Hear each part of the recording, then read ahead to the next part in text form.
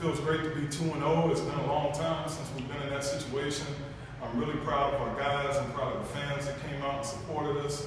And to get a win at home against a well-coached and a very, very tough Bethune-Cookman basketball team, you got to give credit to my coaching staff and my players for doing what they do. I know you guys, Coach, have had some trouble finishing games, and for a while there it looked like that was going to be a problem again tonight. Talk about what changed there when you let a 25-point lead get away from you. Well, if you would have told me we were going to get up 25 on Bethune-Cookman, I wouldn't have believed you. Sometimes those leads like that can be a facade. Again, it's a young basketball team. We got to learn how to finish. The thing that I really am proud of my guys the most is they showed poise when the game got tied up, and then we finished the game from the free throw line. So again, I take an ugly win over a pretty loss any day.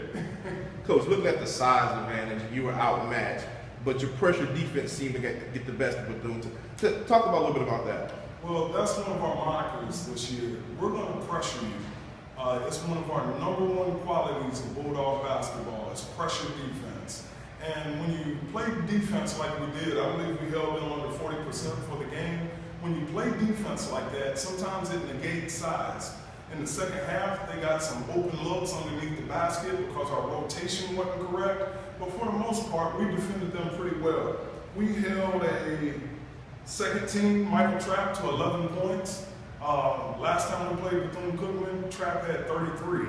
So anytime you can keep him under his average, and then I believe we also held, well, Clemmy Owens got his points, but they're 2 preseason all-conference players, I believe. So as long as we get the win, that's what are the bottom line results.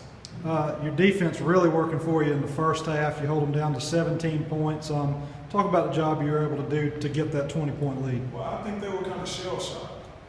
They seen our pressure on the film, but to feel it in person is a different thing. And I just don't think they were, it's not that they weren't coached to be ready for it. I just, when you feel it in person, you can't simulate that in practice. And that's what we're trying to do is, are you in, play an up-tempo style of basketball, and you got to be able to handle the ball when you play us. Coach, there's no true star on this team, but Ed Stevens had the hot hand with 26. But it seems like you have some other supporting cast spreading the wealth. Talk a little bit about some of those players. Well, it's a philosophy we have. We're a team first. One of our mottos is "We is greater than me," and our guys are starting to buy into that. And that's something that we stand by in the locker room tonight. I told the team that our rotation got a little bit shorter than what we usually do, but you got to be ready when your number's called. And Ed had a big night, and Thursday night it may be someone else. At the end of the day, we're looking for South Carolina State to win, and it doesn't matter who steps up. It's just playing for your teammates.